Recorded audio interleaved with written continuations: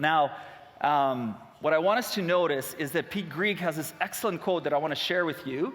Here it is on the screen from his book, How to Hear God, and he says this: what this means is that hearing God begins and ends with meeting Jesus. We understand the Bible in the light of Christ and not the other way around. Simply said, Jesus then is the central figure for us. He's the starting point, he's the middle point, and he's the ending point. He is the focal point of who and what we wrestle with when we engage with the Bible, when we go back to the Bible. So today what I want us to do is look at one remarkable story in the Bible found in Luke chapter 24. You can dial into that now. It'll also be on the screen, where a couple of people are navigating and reinterpreting to make sense of their situation. They're on the way, they're on the road, and they're trying to interpret events that have occurred around them. So let's look at that. Now, that same day, two of them were going to a village called Emmaus, about 7 miles from Jerusalem. They were talking with each other about everything that had happened. As they talked and discussed these things with each other, Jesus himself came up and walked along with them. But they were kept from recognizing him. He asked them, "What are you discussing together as you walk along?"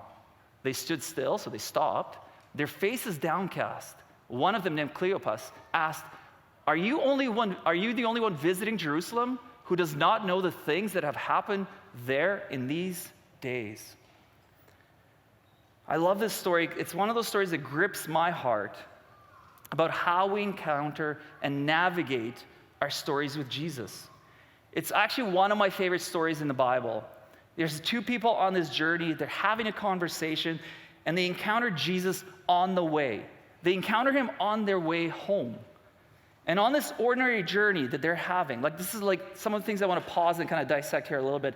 They're just going on an ordinary journey.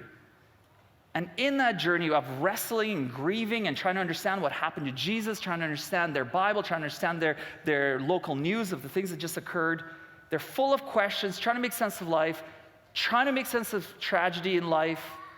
It occurs to me that isn't that the way we often encounter tragedy? When tragedy or trauma or pain or disruption to our lives occurs, our natural reaction is actually to make sense of it, right? We try to make sense of our pain and understand, why did this happen? How could this happen? We say things like, this happened because I did this, if it's a personal situation. Or this happened because they did that. Or we say things like, maybe if I just did this thing, that wouldn't have happened. Had I only. We say things like that because we try to make sense of our pain. We try to make sense of our situation. They're shocked by his question because it's everywhere. It's on CBC, it's on CTV, it's on global news, it's on Twitter, it's on Instagram, it's on Snapchat. Everybody's talking about it. So when Jesus asks them what's going on, they're in complete shock. They're like, how do you not know this? Where have you been? Are you living under a rock? What's going on? And Jesus replies, or asks the question, what things, he asked. About Jesus of Nazareth, they replied. He was a prophet, powerful in word, deed before God and before all people. And the chief priests and our rulers handed him over to be sentenced to death, and they crucified him. What thing, Jesus asked. Tell me more, what's going on? And they simply tell him the facts of the story. They simply say, well, here's what happened. And then they reveal their sadness and disappointment, not just in the horrible event, not in just what has happened.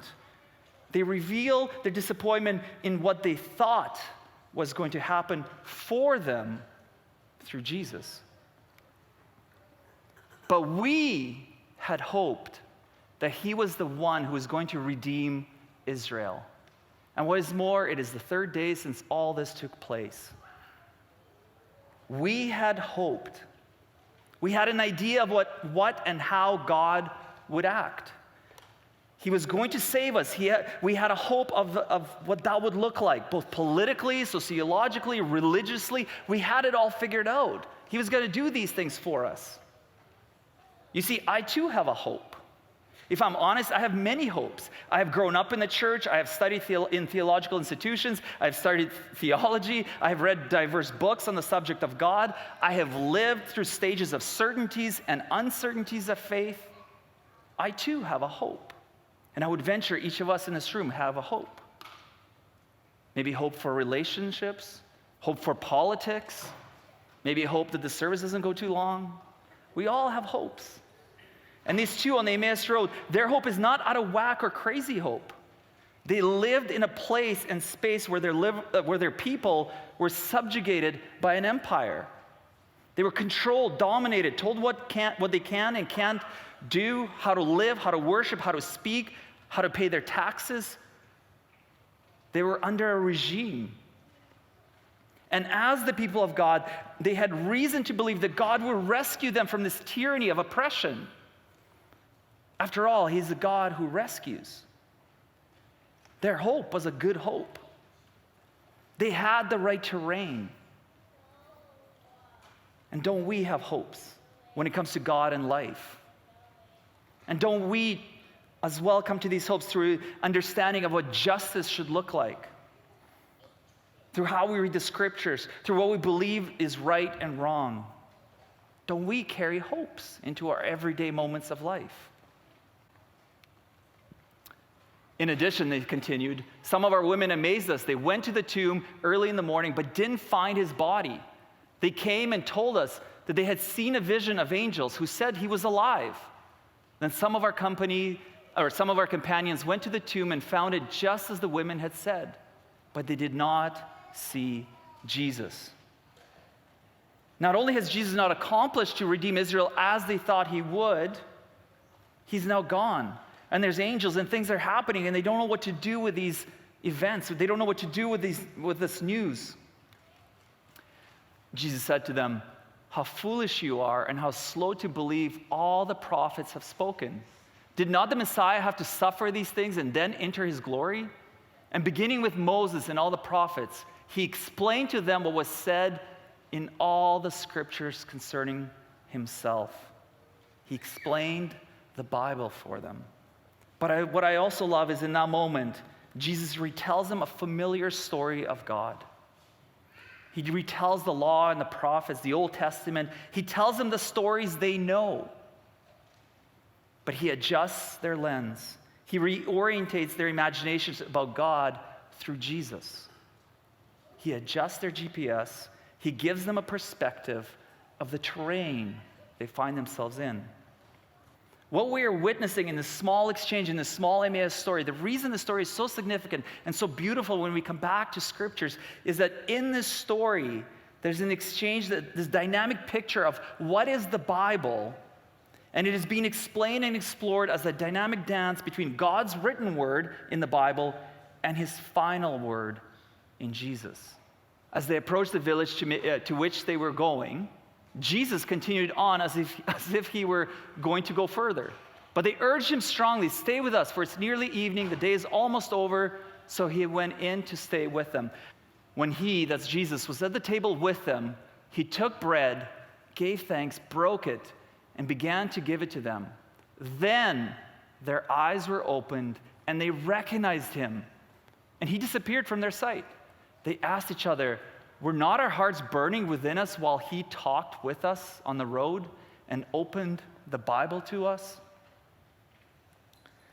I love that part of the story. The Emmaus Road story is inescapably an account of God speaking through our everyday life and community, through creation, through space and time, through the Bible, and through culture.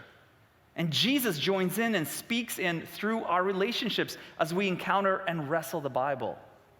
And I want us to notice something, that Jesus, the way he comes to these disciples, the way he joins these, is really unremarkable. So much so they don't actually recognize him for who he is. They're prevented, it says, from recognizing him, but he's unremarkable. And he's not weird in his language. You know, he's not speaking King James or Shakespearean. That's not an attack on King James, but he's speaking their everyday language. And they completely don't recognize him, even though they are talking about him. Jesus joins in our everyday, present, messy conversations, whether we notice it or not. In our conversations about God and life, he begins to make sense of them through himself. He begins to orientate. He begins to give us a new perspective of our terrain. Our GPS, Our directions are adjusted. Location is made clear through Jesus and by Jesus. Our terrain is put in better perspective when we not only go back to the Bible and wrestle with it, but when we open doors of conversations with others. Jesus is inviting us to embark upon a slow journey of deep, deep discovery that will change our lives. Did we not burn inside when we heard him speak? Did life not make more sense when we began to see it through Jesus? When the Word that became flesh became real in the person of Jesus, did we not come to those hard things of life and receive support, care, and love?